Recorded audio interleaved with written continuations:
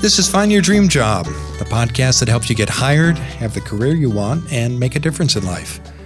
I'm Mac Pritchard, your host and publisher of Mac's List.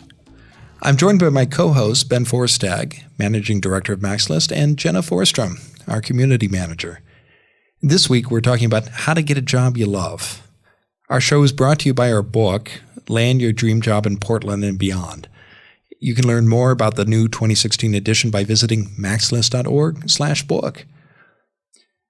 This Monday morning, did you jump out of bed eager to go to the office? Chances are the answer is no. A recent Deloitte survey, for example, found that 80% of workers don't like their jobs. In an ideal world, your work and your life purpose would be the same. Many of us struggle, however, to find the work we love. One of the biggest obstacles we have to accomplishing this is that we often don't know what we like to do best. Instead, we take a job because someone offers to hire us, or we choose an occupation because people tell us it's a sensible choice. Today, we're talking to Scott Barlow. He's a career expert who helps people understand what they want to do. He encourages people to play to their strengths. Scott also says, no matter where you may be in your career, it's not too late to make a change. Speaking of mid-career changes, Ben Forstag has founded a LinkedIn group for women professionals. It's aimed at women returning to the workplace after a break. And Jenna Forstrom answers a listener's question. Before we do that, however, let's turn to the Mac's List team, to Jenna and Ben. And I have a question for you two. What was the first job you all loved, and how did you find it? My first job that I really loved was my first job ever, which was being a lifeguard. And I think I loved it. Well, I know why I loved it was because, A, it was really convenient for me. I was already on swim team and on water polo. So I was living at the pool pretty much before and after class.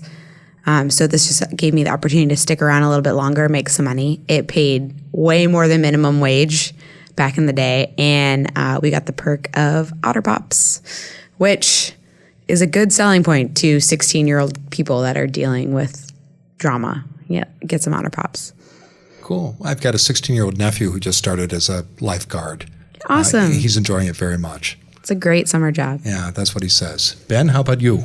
So anyone who's listened to this podcast probably knows that I started my career working at a summer camp, but I was there year-round. I was like the guy who hung around after summer camp ended, and it was hard work, but I loved it. And unlike Jenna, I got paid way less than minimum wage because they were giving me like housing, so they got to deduct that from my paycheck. But it was great, and I loved it. I was there with a bunch of my friends, and it felt like we were at summer camp all the time, and it was great. Unfortunately, I just kind of aged out of that job. Same with lifeguarding. You age out pretty quickly. And my first job that I loved was as a college intern for a human rights group in Washington, D.C. It was the first time I'd been east of Chicago. I grew up in Iowa, and I was a political science major, and I just loved D.C. from the moment I stepped off the train. And it just felt like a good fit. The work I was doing was in public relations, and while I was a college intern, I got a lot of great opportunities to do things, and it opened up a whole new world for me, and it really was a foundational experience for the career that I had afterwards in politics and communications.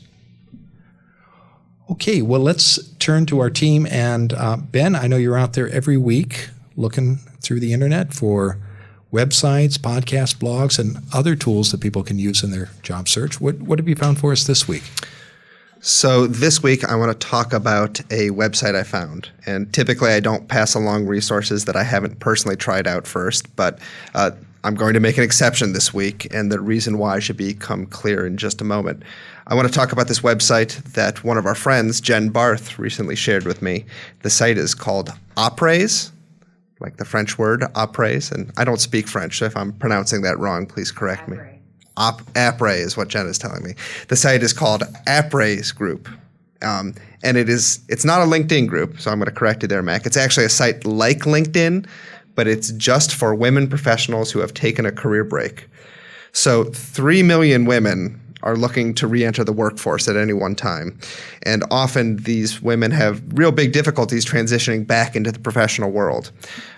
This website is dedicated to helping women make that transition back. It was founded by Jennifer Gefsky and Nicole Kroll, and it's a community for women looking to re-enter the workforce with advice and inspirational stories, coaching, and other resources. It's also a marketplace for finding work with full and part-time positions, consulting projects, maternity fill-in positions, and pro bono opportunities across a wide range of industries. According to the founders, Apre's typical member is a female aged 35 or older. Most of the members hold graduate degrees and are looking for alternative types of work. The way this works is companies that are looking to tap into this talent pool pay the website to post their jobs on the site, but it is free for the job seeker, for the women who want to be members. So it's free to register and search for jobs. You can also pay for more features like having your profile viewable by recruiters. Now, this is probably not a shock to anyone in this room. I am not a female age 35 or older, so I've not actually registered for this site. But Jenna, I understand that you actually have gone in and registered for Apres, and you perhaps give our listeners a little sense of what it's like. And for the record, I am not 35. But yeah, I did sign up because Jen mentioned it, and I was like, well, I'm a lady. I'll check it out. And it seems really cool. It's very beautifully laid out, very editorial, which attracts, I think, a more feminine community. And they've got some really great jobs. I don't remember if it's Jennifer or Nicole, but one of them came from the MLB. So they had and I know that they signed. That's Major League Baseball. Yes, yeah. Major League Baseball. And so they signed a whole bunch of professional teams to be on there. So I totally checked out the Boston Red Sox posting. Are there openings? There is one opening. I'm not going to apply for it. I'm also not 35. Can you tell us what the job is? I don't remember, but it was like, come work for the Red Sox. And I was like, oh my gosh, this would be the best thing ever. After working for MaxList, of course. But yeah, I mean, it just seems like a really great site, and definitely skews heavily feminine, but lots of solid job opportunities. And the great thing is it's companies are paying because they want that talent. So it's not like going to Monster where they'll take everyone and everybody's application. And so they're actually actively going after female workforce. Yeah, like I said earlier, women who are looking to re-enter the workforce, especially older women, face a lot of barriers, and one of them is that a lot of employers either explicitly or implicitly don't want that kind of demographic in their workplace for whatever reason. The nice thing about this site is these are companies that are explicitly saying we want this kind of talent and this kind of person in our organization. So you're not going to be fighting that fight for any job you find on their site. So again, it's called Apres Group, and that's spelled APRESGRUP.com. And of course, we will have the link in the show notes. Thanks, Ben. If you have a suggestion for Ben, please write him, and we may share your idea on the show. Ben's email address is really easy to remember. It's ben@maxlist.org. Now let's turn to you, our listeners. Jenna is here, our community manager, to answer one of your questions. What do you hear from our listeners this week, Jenna?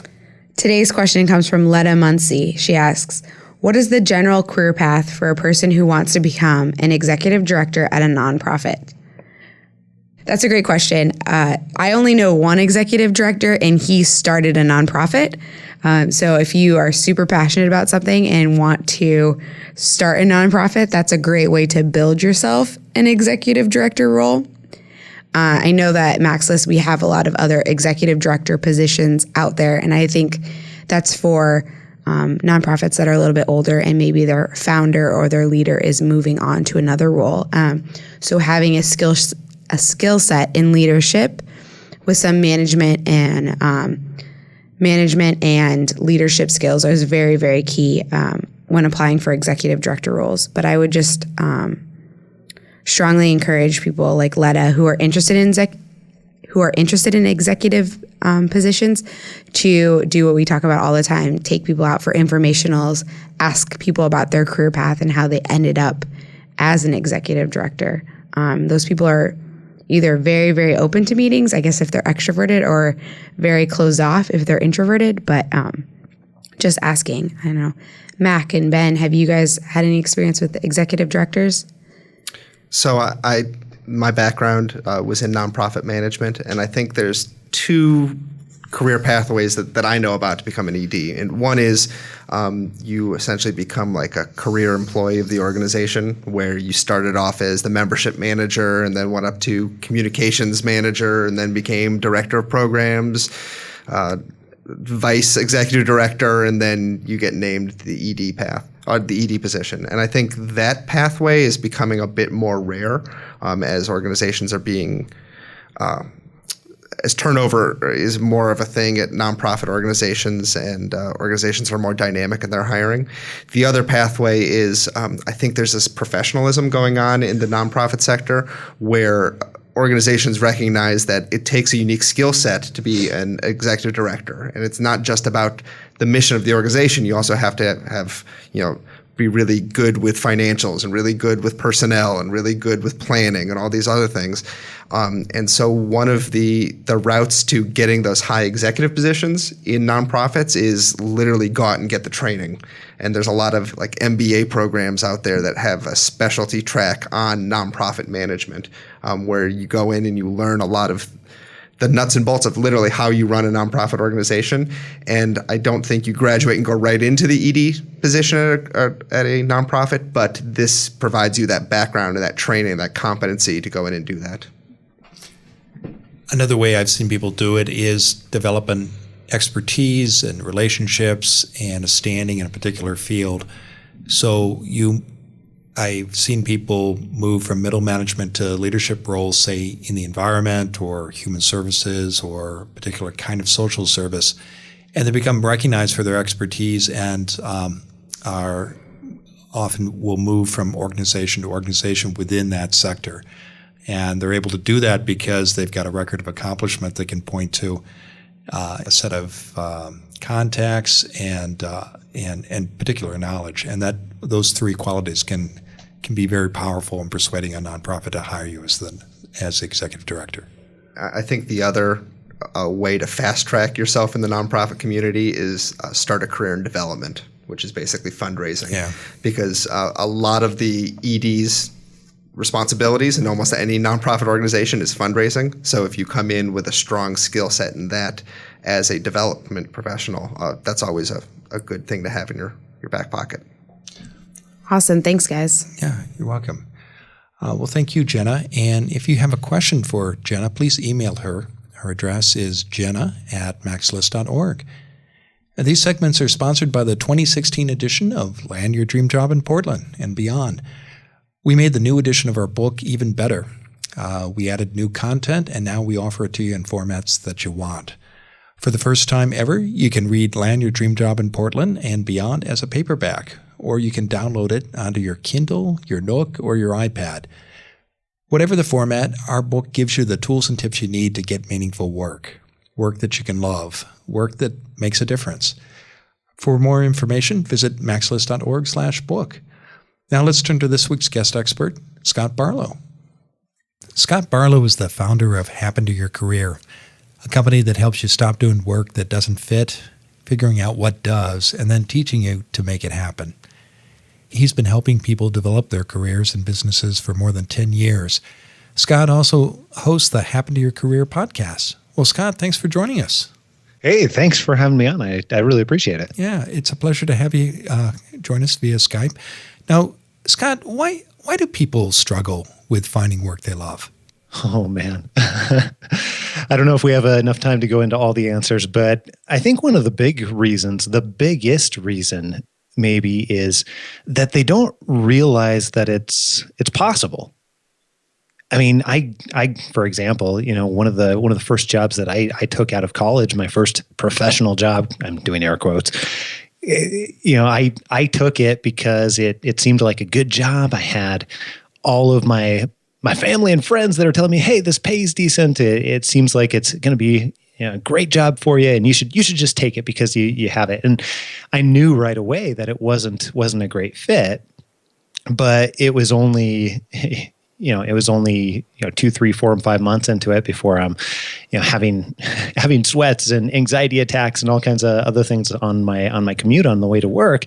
When I realized that, look, this can't be all there is. And I think most people go into work thinking the exact same thing that I did, which is, look, this is what it's supposed to be like, and work is work, right? Like you gotta work at work, and I think there's this kind of societal expectation that work can't be enjoyable for significant lengths of time, or work can't feel like play. So I think most people that I've encountered just simply don't realize it's possible and don't have the exposure, as I didn't, to people that really do love their work. So I think that's the biggest thing. So it doesn't have to be a dose of cod liver oil going to work, but yeah, how do you get exposed to people who do enjoy their work if you're just starting out in your career, or you're mid-career and you're having those Sunday night blues, just dreading the idea of going into the office? Ooh, that's a great question, and I don't know that I always would have had a great answer for that, but I think that even what you're doing, Mac, in putting the word out there with people that you've had a number of people on your show that really have enjoyed their work, enjoyed their jobs, enjoyed their companies. Some of them are company owners, but being able to get access to that via the media or via podcasts is one way to start exposing yourself to that sort of thing. But then, I mean, I think that some other ways too are being able to interact with lots of different people in lots of different walks of life. And I mean that sounds so simple, but I'm from Bonners Ferry, Idaho, which is a little teeny tiny town, and it's 2,000 people. And where I grew up, like everybody either worked at the mill or at the casino or one of 3 other employers, right? And we just didn't have those sorts of things, and it didn't occur to me that I should go and talk to lots of other people to find out what do they like about their job, what do they not enjoy about their job, what are all of the other opportunities out there in the first place. So I would say intentionally exposing yourself in whatever realm you see possible. Okay, so look for role models, and for people who are ready to make a change, maybe they found those role models, they found examples, and they're either starting their career or they're mid-career, and they want to get out of Dodge. They want to get out of a job that either doesn't satisfy them or maybe they dislike. What's the first step they should take, Scott? This is a great question, and I hear myself saying that. I hate when people say it's a great question. I'm not just buying myself time here, Mac, but I think that is the question. Like, what should you be doing? And the way that we look at this is we really don't want you just moving from one job that you're not really all that excited about into another role that doesn't line up with what you want, what you're good at, the types of things that you enjoy. Otherwise, you'll just find yourself eventually, after the honeymoon period wears off, in the exact same sort of place. And instead, I would propose a totally different solution. Rather than running away from something that's not good, actually moving towards something that's going to be great for you and much better aligned with what fits you.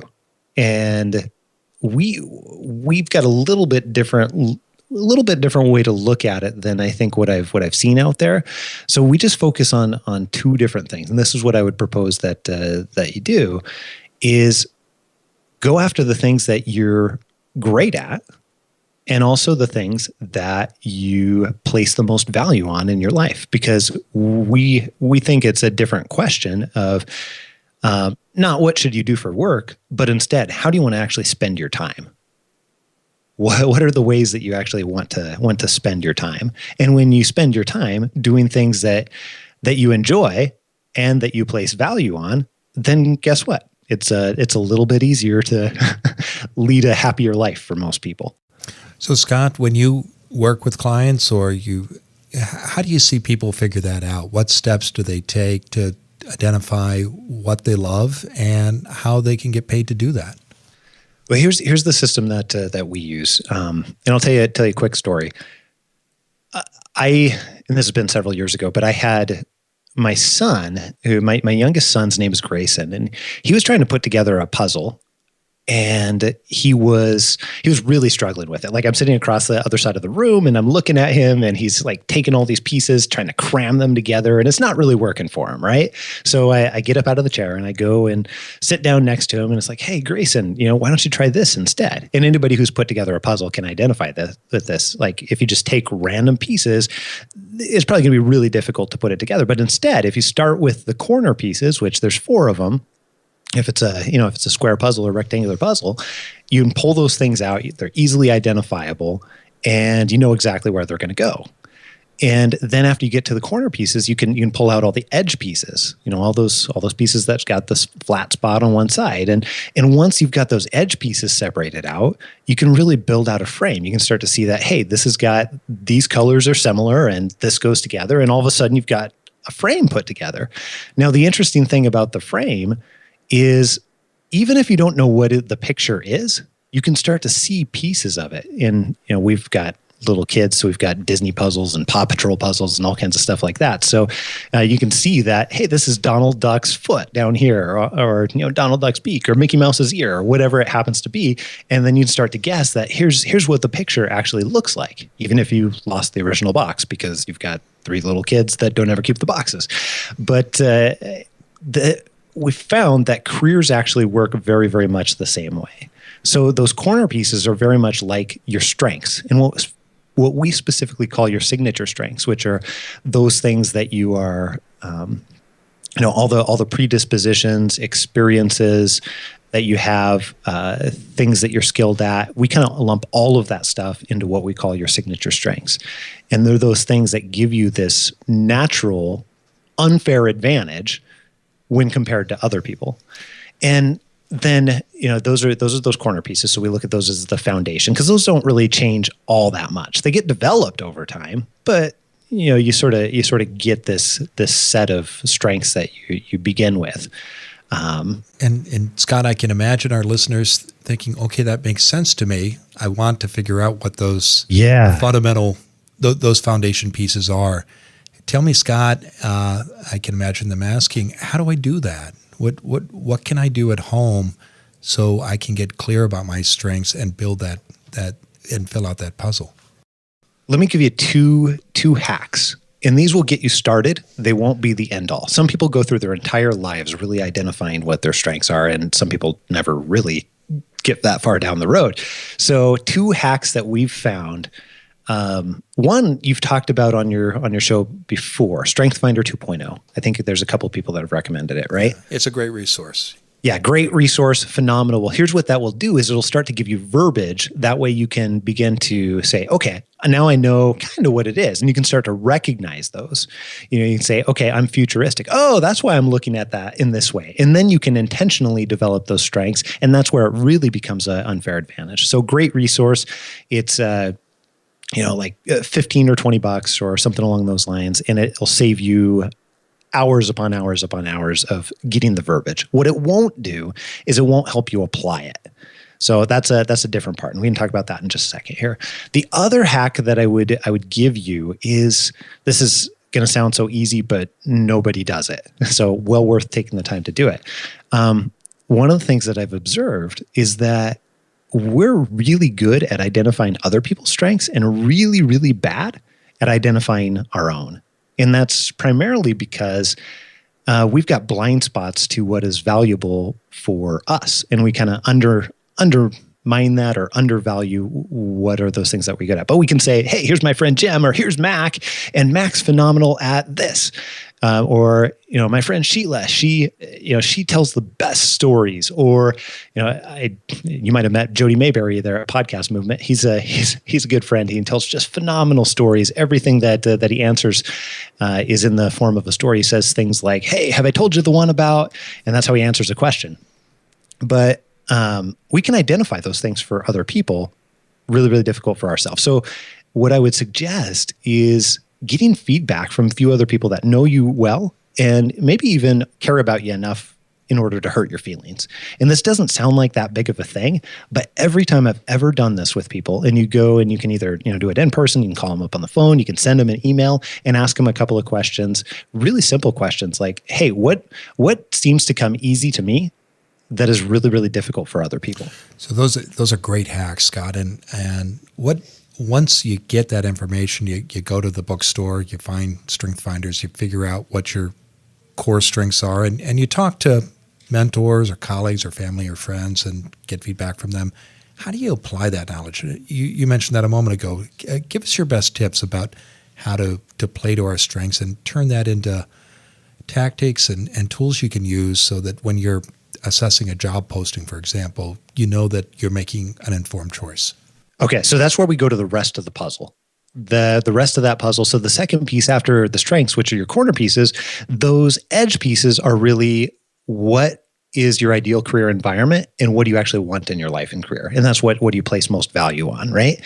So here's one of the things that I've realized is once you have those two pieces of information, once you've got your signature strengths, and then once you understand what it is that you want in different areas of your life, and also what your ideal career environment looks like, then you can start to go and say, okay, what companies actually line up with these things and actually look at it backwards from what most people are. Because most people are going and looking at what are the job openings that are out there, right? They come to, and there's a lot of amazing resources. You guys have an amazing resource for companies that are already in existence and already hiring and everything like that too, right? Absolutely. And there are tens of thousands of jobs in any state online in a typical month. So there are many, many choices. Oh, yeah. But what I would propose is saying before you even really start looking there, start to identify, okay, what does my ideal career environment look like?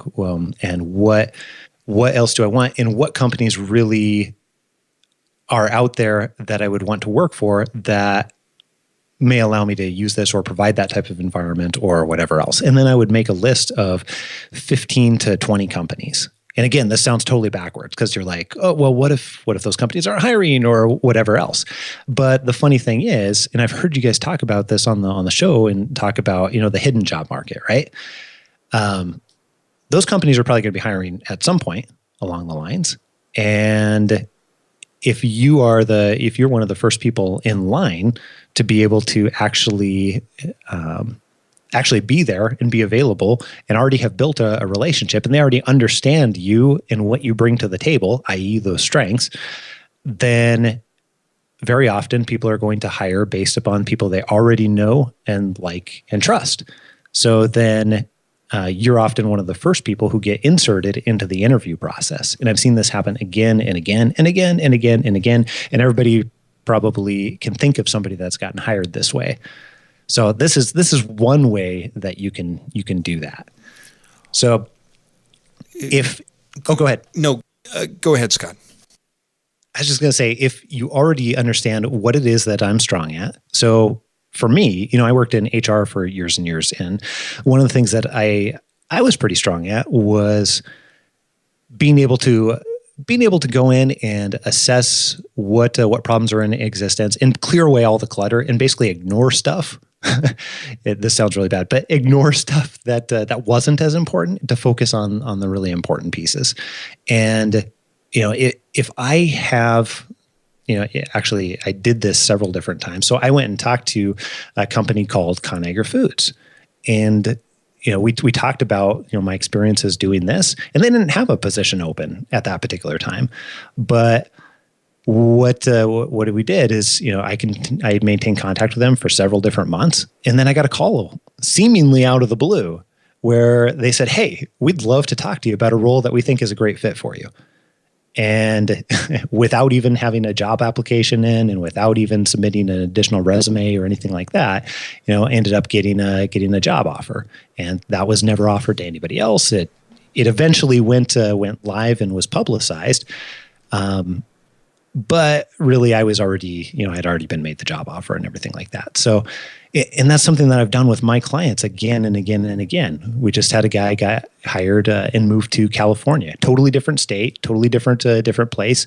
He identified the companies that he's really, really interested in working for, got to know about probably about 20 something different CEOs of those different organizations. And now he's got those phone numbers in his iPhone for anytime he wants to make a career change later on down the road, by the way.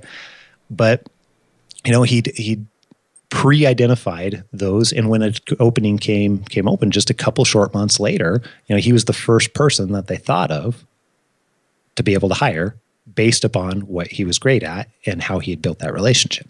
Okay. Well, so to bring it back to that picture you painted for us at the start of our conversation, think about it as a jigsaw puzzle and figure out those four corners. Those are your foundational strengths. And that helps you understand what you have to offer, and then figure out where you want to be and start building relationships with those companies and the people who hire at those companies now before the jobs are posted, so that they think of you and what you have to offer when opportunities become available. Absolutely. Okay. Absolutely. Well, that's terrific advice, Scott. And anything else you'd like to add about how to find a job you can love?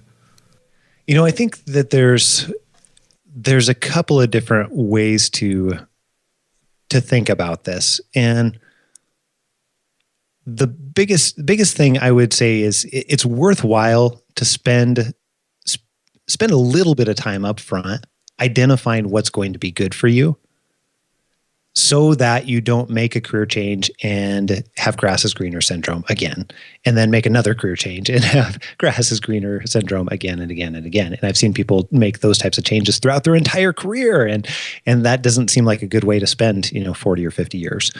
So instead, I would absolutely offer the suggestion of spend a little bit of time up front, figure out what you're phenomenal at, what you enjoy, and what you really want out of your life. Now, that second piece, it really is a changing target. Like if you have kids, or kids leave the nest, or something else significant happens in your life, that second piece is dynamic and it will change. But if you spend the time up front, then it really becomes the case of you're moving towards something that's going to be good for you rather than perpetually running away. Well, terrific. Well, I think that's a great spot to close at, Scott. Now, tell us what's coming up next for you. Oh my goodness, we've got a lot of things coming up that are. We've really started focusing on running career change classes and helping people get the things that we probably should have or could have been taught in college, but colleges typically don't offer, and neither do high schools. Learning how to be able to go through and get solid job offers in areas that you actually want. So we're having a lot of fun with that in our program called Figure Out What Fits. But otherwise, we're just having a lot of fun being able to help people with this sort of thing. So I'm so glad that you invited me on. And I would say that if you want more of this, we could absolutely offer up. We have an 8-day video series that we could give to your audience completely free, and make that available, that guides them through this process and through the puzzle method that we talked about. Well, that's a very generous offer, and we'll be sure to include that content in the show notes that we publish for this episode. If you'd like to learn more about Scott and his ideas and services, please visit his website. It's happentoyourcareer.com, and we'll also include that link in the show notes too. Scott, thanks so much for joining us today. Hey, thanks for having me. Really appreciate it.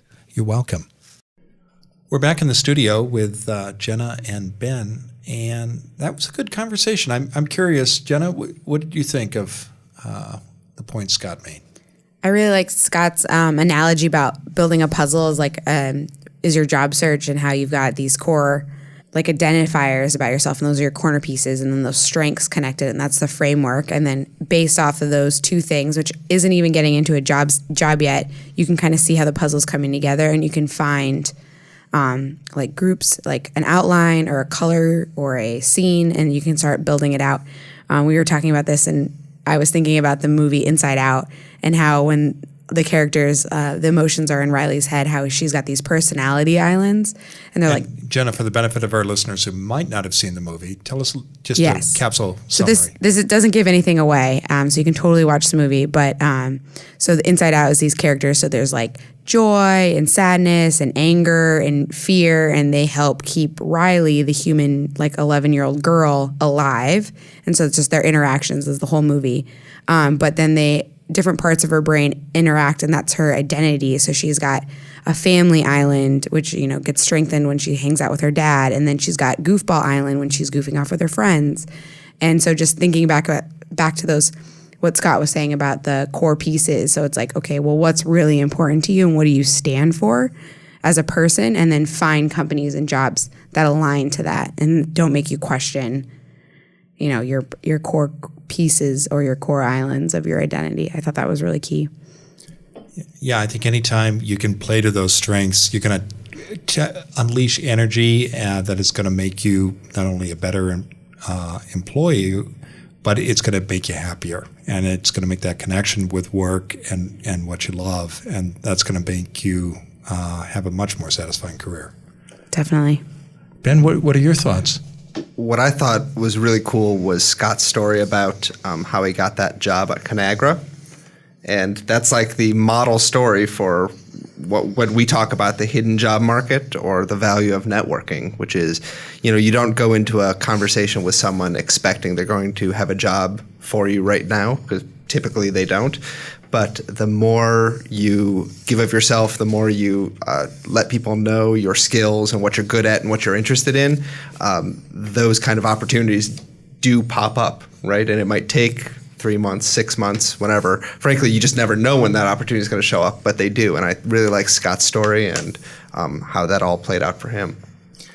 Yeah, I think the key there was the person focused on what they could do for those companies. And again, it came back to the strengths. And so when that employer had a problem, they needed somebody to do a specific job, they thought of that person and what they had to offer. And I think that made all the difference. Well, thank you both, and thank you, our listeners, for joining us for today's episode of Find Your Dream Job. If you like what you hear, please sign up for our free weekly newsletter. In each issue, we give you the key points of that week's show. We also include links to all the resources mentioned, and you get a transcript of the full episode. If you subscribe to the newsletter now, we'll send you our Job Seeker Checklist. It's one easy-to-use file that shows you all the steps you need to follow to find a great job. Get your free newsletter and checklist today. Go to maxlist.org/podcast. And join us next Wednesday for more tools and tips you can use to get the job you want. Our special guest next week is Melissa Matthews. She'll tell you how to get a virtual job that lets you work at home or anywhere in the world. Until next time, thanks for letting us help you find your dream job.